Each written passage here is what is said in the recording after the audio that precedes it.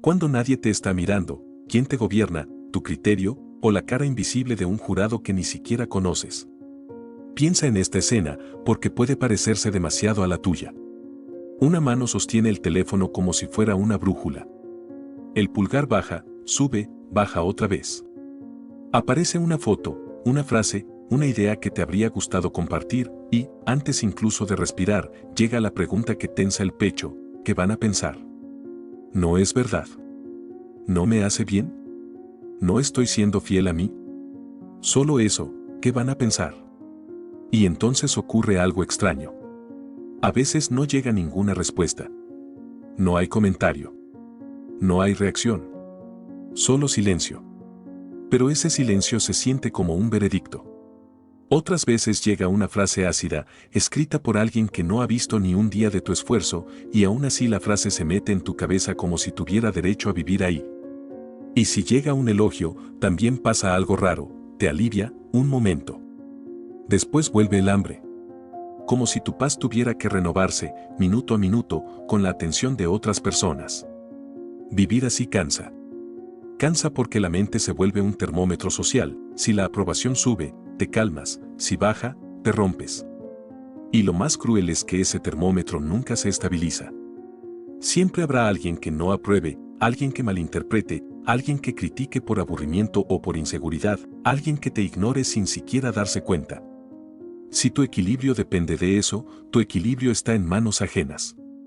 Aquí aparece una pregunta incómoda, pero liberadora: ¿y si el problema no fuera lo que dicen de ti, sino el peso que tú le entregas a eso?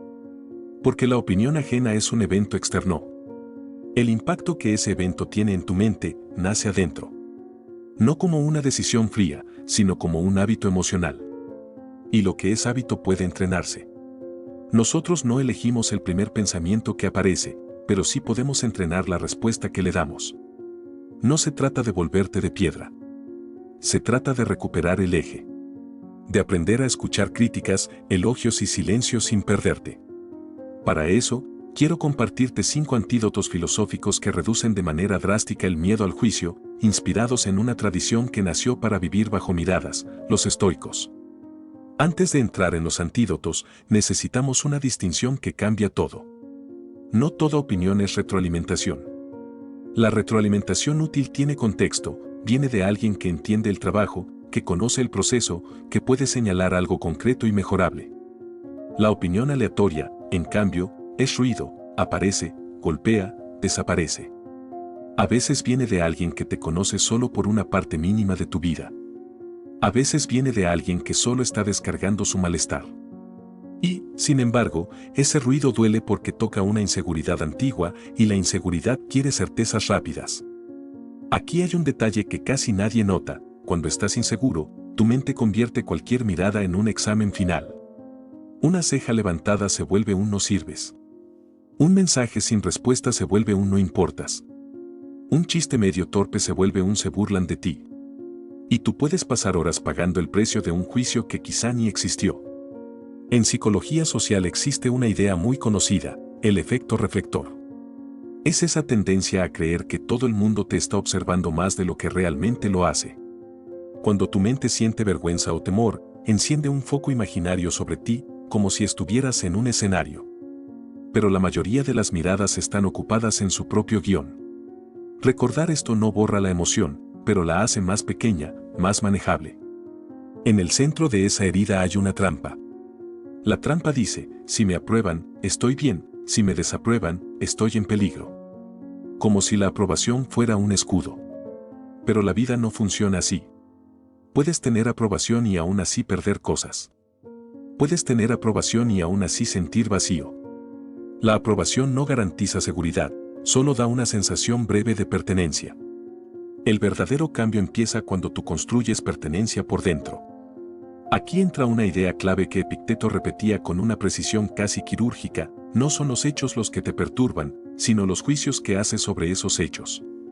Eso apunta a un concepto central: proairesis, la facultad de elegir tu respuesta, tu voluntad racional. Afuera puede haber tormenta, por dentro, todavía existe un espacio donde tú decides qué significa lo que pasó. Mira cómo cambia la misma situación cuando cambia el juicio. Alguien no responde tu mensaje. Juicio 1. No valgo. Dolor. Juicio 2. No sé qué está pasando, puedo preguntar o puedo seguir con mi día. Calma. La realidad externa es la misma. Cambió el dictamen interno. El primer antídoto es la claridad. Una persona sin criterios propios es como un barco sin timón. Cualquier ola lo gira. Si tú no defines qué significa para ti una vida buena, vas a tomar prestados los criterios de otras personas. Y cuando tomas prestado un criterio, también tomas prestada la ansiedad de cumplirlo. La claridad empieza con una pregunta simple y radical: ¿qué tipo de persona quieres ser cuando nadie te aplaude? No qué imagen quieres proyectar, sino qué clase de conducta quieres sostener. Para esta tradición, el centro de la vida buena no es la fama ni el aplauso, sino el carácter, actuar con justicia, templanza, valentía y lucidez, incluso cuando nadie lo ve. Esto no suena espectacular, pero es poder real. Porque cuando tu criterio es interno, el mundo deja de manejarte como un control remoto. Si alguien te critica por hacer lo correcto, duele, pero no te destruye. Si alguien te aplaude por algo superficial, agrada, pero no te hipnotiza. Imagina una escena en el trabajo. Presentas una idea. Una persona la minimiza con una sonrisa, como si fuera obvio que no vale. Si tu criterio interno es mi valor depende de impresionar, esa sonrisa te arranca el piso. Si tu criterio interno es mi deber es preparar bien, comunicar con claridad y aprender, esa sonrisa se vuelve un dato, no una sentencia. Quizá tu idea necesitaba ajustes. Quizá la otra persona necesitaba sentirse superior. Quizá era un mal día. Tú no necesitas adivinarlo para mantenerte en pie. Aquí va algo práctico: pon tus criterios en palabras. No como frases bonitas, sino como reglas personales. Algo como: una buena decisión para mí respeta mis valores, cuida mi salud, evita la mentira y puedo sostenerla mañana sin vergüenza. Cuando esos criterios existen, la pregunta que van a pensar pierde espacio. ¿Por qué otra pregunta se vuelve más importante? Esto se alinea con lo que elegí respetar. El segundo antídoto es la indiferencia entrenada. Indiferencia no es frialdad. Es una habilidad, tratar elogios y críticas como viento. El viento puede empujarte un poco, puede hacer ruido, pero no tiene por qué arrancarte las raíces. Marco Aurelio, rodeado de presiones, anotó una idea que hoy suena como una vacuna: que sea lo mismo para ti ser desaprobado o aprobado, mientras hagas lo que consideras tu deber. Aquí aparece la duda: si no me importan los elogios, ¿pierdo motivación? La respuesta es sutil. No se trata de no disfrutar un elogio, se trata de no depender de él. Disfrutar es humano. Depender es una cadena. Puedes agradecer un reconocimiento sin convertirlo en alimento indispensable. Entrenar esta indiferencia empieza por reconocer otra trampa: la mente confunde una crítica con un retrato completo de tu identidad. Pero una crítica, en el mejor caso, es información parcial sobre una conducta. Y en el peor caso, es una descarga emocional de la otra persona. Ninguna de las dos cosas merece convertirse en tu identidad. Piensa en una comida familiar.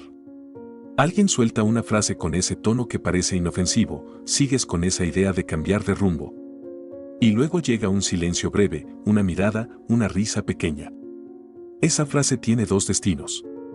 Puede entrar en ti como veneno lento y repetirse durante semanas. O puede quedarse afuera como sonido. No porque tú seas invulnerable, sino porque tú decides no confundir sonido con verdad. Una forma concreta de entrenar esto es un filtro rápido: ¿esto depende de mí? Si la crítica apunta a algo que depende de ti, como tu preparación, tu manera de hablar, tu organización, entonces ahí puede haber oro. Tómalo. Ajusta. Aprende. Pero si no depende de ti, como el humor de la otra persona, su necesidad de tener razón, su gusto o su prejuicio, entonces ahí hay viento. Y tú no discutes con el viento. Tú ajustas tu postura y sigues. Este filtro es la dicotomía del control: algunas cosas están en tu poder, otras no. Tu intención, tu esfuerzo, tu carácter, tus elecciones, sí. La interpretación ajena, el rumor, la etiqueta, no. Cada vez que intentas controlar lo que no está en tu poder, pagas con ansiedad. Es como intentar agarrar humo con las manos. El tercer antídoto es la acción. Enfocarte en el gesto de hoy, no en la reputación de mañana. La reputación es caprichosa. Hoy te aplaude, mañana te olvida. A veces te condena por algo que no hiciste. A veces te celebra por algo que no eres. Si construyes tu vida para alimentar esa criatura, terminas viviendo para un fantasma. Entonces, en vez de mirar la película completa, mira la escena que sí puedes grabar hoy con honestidad. Pregúntate, ¿cuál es la acción correcta que depende de mí ahora mismo? No cómo voy a ser visto dentro de 10 años. No qué historia va a circular sobre mí, sino qué acto concreto puedes ejecutar con integridad. Esto corta una parálisis común. Quieres empezar un proyecto, pero lo piensas en formato de aprobación. Quieres poner un límite, pero lo piensas en formato de qué van a decir. Quieres cambiar de trabajo, terminar una relación, mudarte, estudiar algo distinto, y te congelas porque tu mente está negociando con una audiencia imaginaria. La acción rompe esa negociación. No con dureza, sino con dirección. Haces la llamada que has evitado. Escribes la página que has postergado. Dices no donde siempre dices sí por miedo. Pides perdón por lo que sí depende de ti. Y sueltas la fantasía de controlar la reacción. Y aquí puedes entrenar algo muy concreto, casi como si fuera un músculo. Elige una acción pequeña al día que te exponga a un juicio manejable. No una humillación, sino un reto razonable, expresar una idea en una reunión, decir con calma lo que piensas, publicar algo sin revisarlo 20 veces, pedir un favor sin justificarte de más. Luego observa tu mente, primero te grita peligro, después se cansa. Así aprendes que el juicio no te mata. Que la incomodidad sube, se queda un rato, y baja.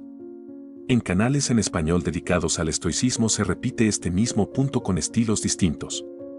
En el estoico, por ejemplo, se insiste mucho en volver a lo que depende de ti cuando el ruido externo intenta dominarte. Y en estoicismo consciente se proponen ejercicios para no convertir cada comentario en un tribunal interno.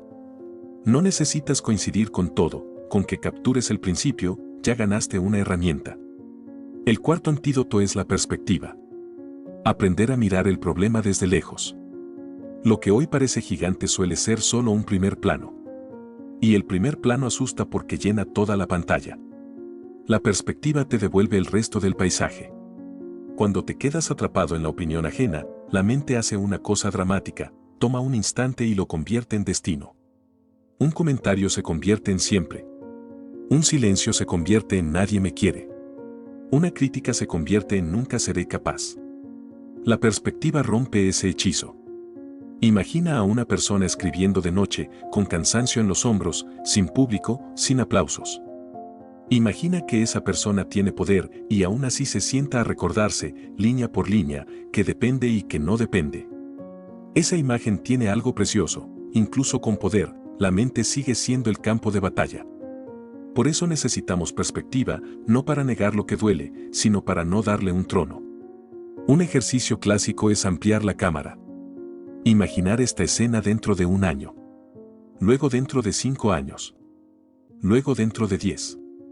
¿Qué queda? Muchas veces, casi nada. Y aun cuando quede algo, queda como aprendizaje, no como condena. Si hoy sientes que una mirada te define, pregúntate con honestidad, ¿de verdad esta mirada seguirá importando cuando tu vida haya crecido, cuando tu carácter haya madurado, cuando tu trabajo haya avanzado? Esto no minimiza lo que sientes. Lo reubica. Te permite decir, esto duele, pero no define mi valor. Esto incomoda, pero no me gobierna. Esto puede enseñarme, pero no tiene derecho a destruirme. Y hay un detalle que vale oro, la opinión ajena pesa más cuando tú no estás seguro de tu camino. Cuando el suelo interno es frágil, cualquier paso afuera se siente como terremoto. Por eso estos antídotos se conectan, claridad construye suelo, indiferencia protege raíces, acción te mueve, perspectiva te da aire. El quinto antídoto es la compañía. Elegir mejor a quien le das autoridad sobre tu autoestima. Porque tú no vas a vivir sin escuchar opiniones. La vida es social. El objetivo no es aislarte. El objetivo es poner límites a quien entra al centro de mando. Imagina que dentro de ti existe una mesa redonda, un pequeño consejo que decide qué significa lo que vales. En muchas vidas, esa mesa está llena de voces que opinan sin pagar el precio. Voces que critican sin conocer el esfuerzo. Voces que celebran solo cuando tú encajas en su comodidad. Este antídoto consiste en reducir ese consejo. No por orgullo, sino por higiene mental. Tú eliges qué voces pesan. Voces que han mostrado criterio, respeto, experiencia y buena intención. Voces capaces de darte retroalimentación útil, no ruido. Y, con el tiempo, la voz principal se vuelve la tuya, cuando está entrenada en honestidad. A veces se expresa con una imagen contundente: si tu paz depende de la opinión de cualquiera, tu paz está alquilada. Y lo que está alquilado se pierde con facilidad. Pero cuidado, elegir mejor la compañía no significa rodearte solo de elogios. Significa rodearte de exigencia sana. Valorar a quien te dice una verdad incómoda con respeto, no a quien te adula para tenerte cerca. Aprender a distinguir una crítica que te construye de una crítica que solo quiere dominarte. Ahora vuelve a la escena del inicio, pero con estos antídotos en el cuerpo. Estás frente al teléfono. Tienes algo que decir. Sientes el temblor de exponerte. La mente te ofrece el viejo trato: si te aprueban, vales; si te rechazan, no vales. Y tú respondes, con calma: yo respondo por mi intención, mi esfuerzo y mi carácter. Todo lo demás es clima. En el trabajo, recibes una crítica. Antes era derrumbe. Ahora la conviertes en herramienta. Preguntas: ¿qué parte depende de mí? Ajustas lo que puedas. Lo demás lo sueltas. En la familia, escuchas una frase que antes te encogía. Notas la emoción. Respiras. Recuerdas tus criterios. Y eliges no vivir como rehén de un guión ajeno. En redes, alguien te elogia. Lo disfrutas. Agradeces. Y sigues. Porque tu brújula no es el aplauso. Al día siguiente, esa persona ya está en otro tema y tú no necesitas ese elogio para existir. Si todo esto se siente difícil, eso significa que estamos tocando algo real. El miedo al juicio no se vence con una frase bonita. Se vence con práctica. Con microdecisiones que, sumadas, cambian la identidad. Y aquí llega una idea que corta como verdad simple: quien te juzga casi nunca paga el precio de tus elecciones. Esa voz no carga tus consecuencias. Entonces, ¿por qué esa voz tendría la llave de tu paz? Tal vez la respuesta es antigua. El deseo de aprobación a veces es una forma de pedir protección. Como si el aplauso pudiera garantizar que nada malo va a pasar. Pero la vida siempre traerá incertidumbre. Lo único que puedes sostener con tus manos es tu manera de responder. Por eso, si hoy solo pudieras llevarte una práctica, que sea esta: cada vez que sientas esa punzada de juicio, vuelve al timón con una frase sencilla: solo puedo responder por lo que depende de mí. Y luego actúa. Un acto pequeño, pero alineado. Un paso hacia tu criterio, no hacia el jurado invisible. Y ahora me gustaría dejarte una pregunta abierta, para que siga trabajando por dentro, sin presión: ¿en qué momento reciente la opinión ajena intentó gobernarte, y cuál de estos antídotos habría cambiado tu respuesta? Quizá la libertad se parece a esto: caminar con la espalda recta incluso cuando alguien frunce el ceño, incluso cuando nadie aplaude, incluso cuando el mundo guarda silencio. No porque tú seas invulnerable, sino porque tú elegiste un criterio que no se vende. Y cuando el criterio no se vende, el miedo pierde su contrato.